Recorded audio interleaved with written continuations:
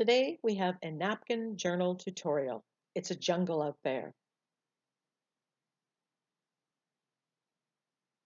So I'm starting with this napkin from NinnysNapkin.com. There's a link and a coupon code in the description box. This napkin's called Wild Nature, and I was drawn to the colors of it, but I am a little bit leery because of the dark background. So that's a bit of a challenge that I'm taking today. So I've taken off the 2 plies of excess paper and I've saved them. You can use those to create your own DIY tissue paper to decoupage on with stencils and stamps. And now I am water cutting parts of the napkin that I think I may be using. So I'm taking out this one and testing it. Now this is a 7 by 10 Canson Mixed Media page. I'm also going to be testing it on a 9 by 12 Canson Mixed Media page just to see what works best, which size works best. And I figure that out best by actually cutting it out and auditioning it on the page.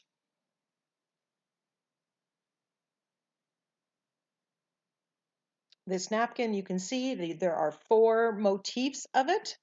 And I'm cutting each one here, the 2 sides, a little bit different. Now I could just use this on the smaller page or the other side, and that would make a perfect backdrop. But I choose to use both and the larger page. A recap of all the steps using my prompt and process cards will be at the end of the video. Now I'm cutting out a little bit more of the dark areas as much as I can. I just want that gone because I'm unsure at this point in time what color I'm going to end up doing the background, and I just didn't want that. Now, a word about the colors. I am taking my color plan from the napkin. I'm going to work in that burnt orange, yellow tone with the teals and the navy. Now, a perfect match for this Wild Nature napkin is this tropical fronds stencil from the Crafter's Workshop. The scale of the size of the vegetation here is exactly the same as what's in the napkin. And I'm going to stencil on this into the background. Now I'm going to do this multiple times on both sides, so you have to clean the stencil in between. And if you are layering, putting it next to each other, you have to allow it time to dry, or you're going to mess up what you've done. I'm putting the modeling paste from the Crafter's Workshop on my glass mat and then using a key card to apply it to the page. Now, in the mixing up of everything, I've decided now to put that second piece from the napkin more in the middle instead of in the corner, which is different from me. And it's always good to try something different.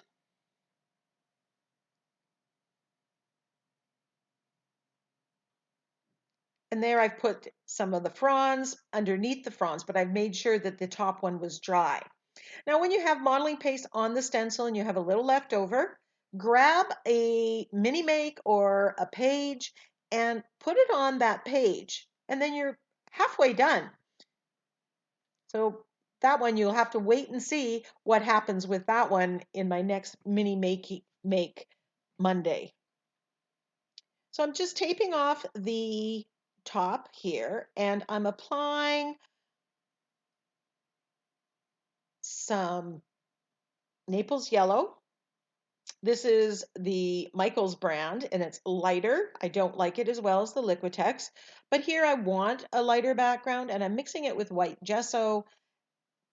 I was unsure what color for the background. I thought about blue, but then there's so much blue on the fronds and on the napkin. And this color seemed to match some of the color that was on the tiger. So I'm still sticking in the color zone.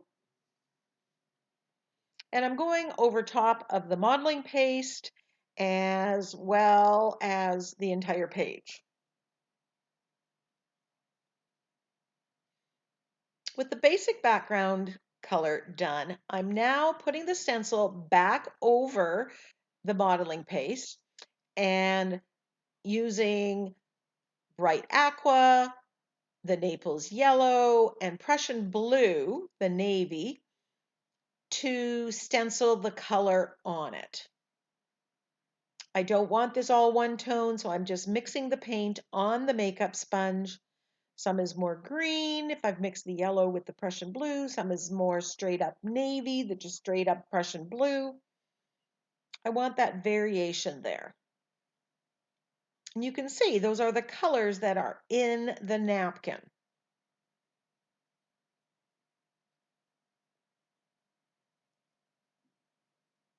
So I'm just fitting it over top. It might take a little bit of time. This stencil is pretty easy to find. Some are very difficult to position exactly because they have lots of variations.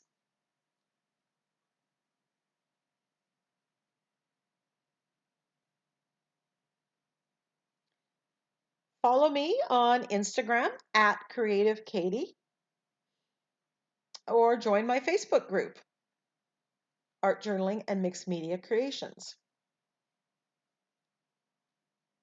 So I'm liking the stenciling, the colorization of that, and how it picks up the colors that are in the napkin. The background, I'm still unsure of. I think it needs more. Here I'm just adding a little bit more stenciling to fill in some of the blank areas. I'm thinking if it was in the jungle, this would be very lush and very full, so we wouldn't have those gaps. So I'm just stenciling. It's not going to be modeling paste. There won't be the texture. Now that the positioning is there, I'm going to use my fluid matte medium to glue this down. So I lift up part of it, put some down, drop the napkin in it, and then brush more on top. And just a word of caution, the napkin gets very fragile when it's wet, so you need to be careful or you will rip it. No worries, you can cut another one and redo it, but just be a little more careful. This frond is right underneath and I didn't want to see it, so I'm just painting it out with some white gesso, drying it quickly, and then I will glue that part of the napkin there.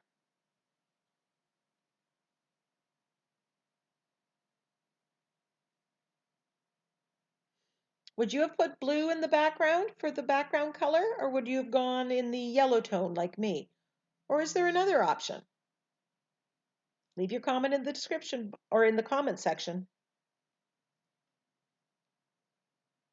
I'm taking my matte medium brush and I'm just putting saran wrap on it to keep it dry because I know I'm going to be gluing down the sentiment. Now those edges are a little bit dark and I'm just taking some gesso and, white gesso and the Naples yellow and mixing it, smudging those edges just to kind of get rid of that line. I don't want to see that. And I'm just using a fine angle brush for this. Here we can see some of the stenciling coming through. It's dark, so I'm putting white gesso and then I'm coming back with color. Now, for some of the napkin, I'm coming in and I'm doing a wash of the color just to beef up the colors a bit.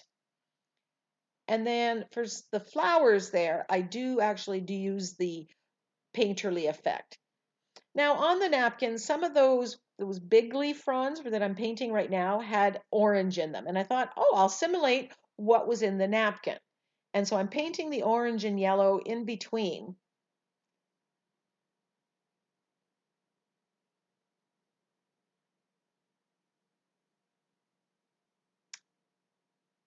But in doing it, I didn't like it in the end. I just thought that it just got mottled and muddled.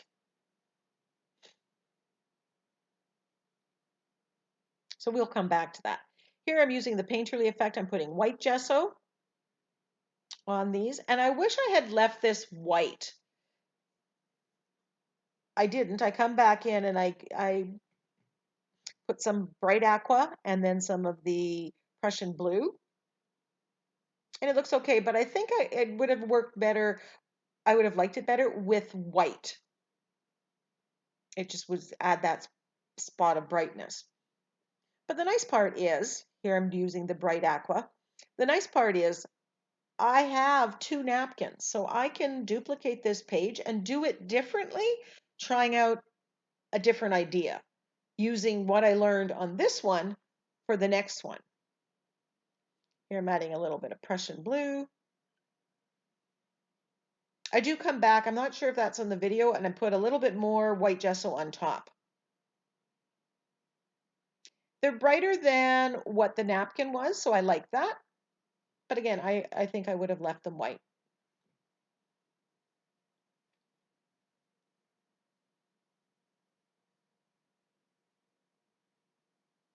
Moving forward.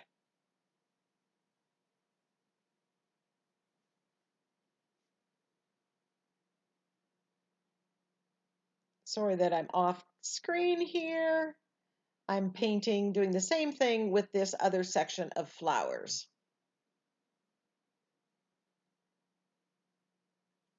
And they're coming back.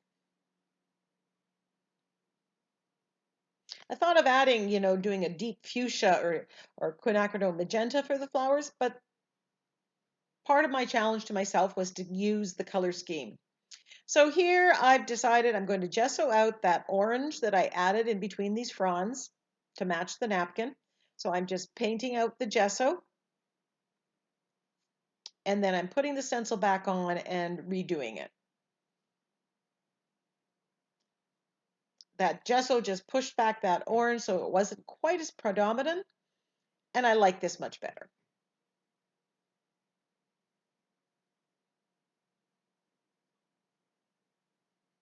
And you can see the difference.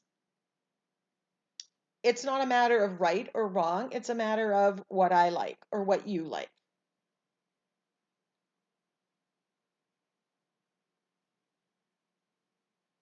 So again, I'm just gessoing it out, and then I will stencil back over the top of it again.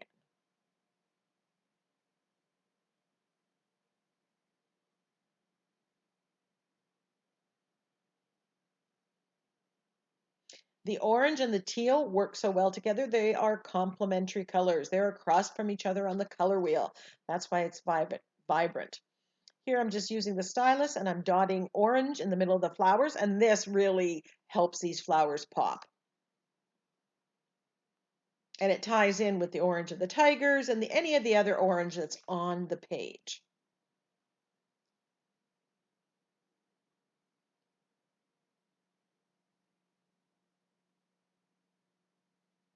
Now I'm shading around the outside of the page with black.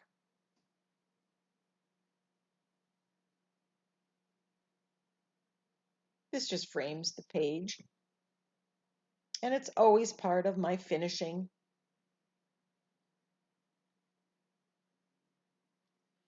Now that everything's pretty much done, I thought about some phrases: where the wild things are, it's a jungle out there, walk on the wild side. Chose some different fonts. Actually, I like all three. So it's a matter of which one fits best and which one I'm going to use. And remember, I have some more of this napkin, so I might be able to use another phrase on a different page at another time. So I will just add that. This part I'm bubble cutting, just leaving a white border around it. I like some of it being rectangular and some of it being bubble cut. I just think that adds interest, and it's a great way of using your sentiments.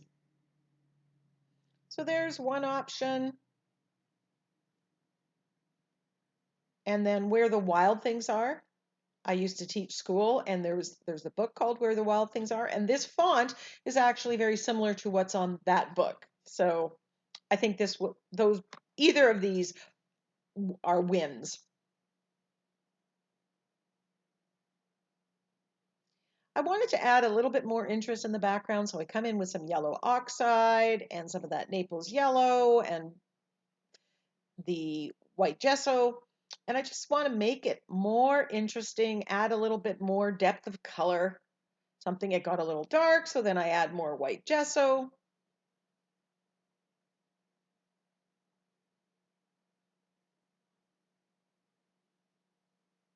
Then I did a little bit of stamping with the yellow oxide, so it's more tone on tone.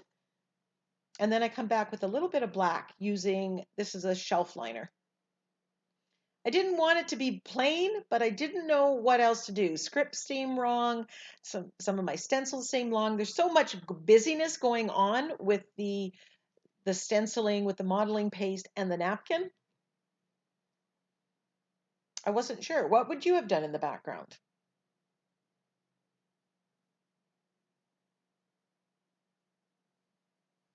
So after drawing that, I'm just going to glue down the sentiment.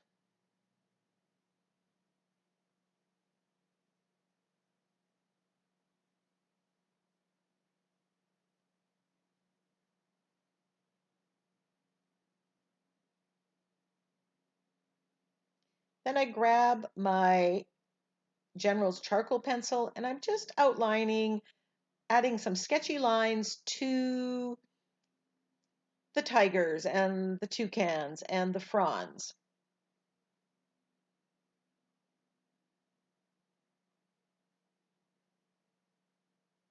And some of the flowers, just giving it a little sketchy marks, and it just adds a little bit something else. Part of that finishing.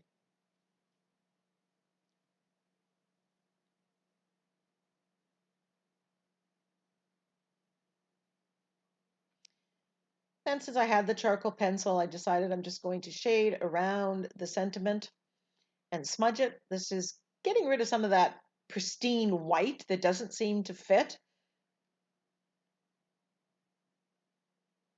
So I'm deliberately smudging it.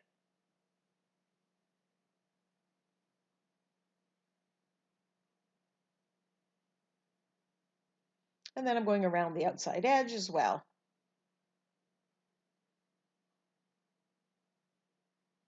So a quick, easy way to remove the tape without removing any paper is just grab your heat tool and heat it up. It releases some of that stickiness, and I am not lifting off any of the paper.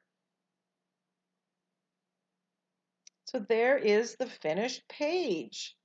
Something different for me. So I started with a napkin as the focal point. These prompt and process cards are available at NinnysNapkins as a digital download. I put modeling paste through a coordinating matching stencil, tropical fronds. I applied a base coat of color to the background, and then I stenciled, put the stencils back on and stenciled the blue on top of the fronds, getting some variation in color with my stenciling. I painted over the focal image in two ways, one with the painterly effect and one with just a wash of color, just to make them a little brighter. I shaded the focal image. I added a sentiment to the page and edged the page. Oh, we also did some stamping with DIY mark makers on that background. Thank you so much for joining me. I look forward to reading your comments. Until next time, go get creative.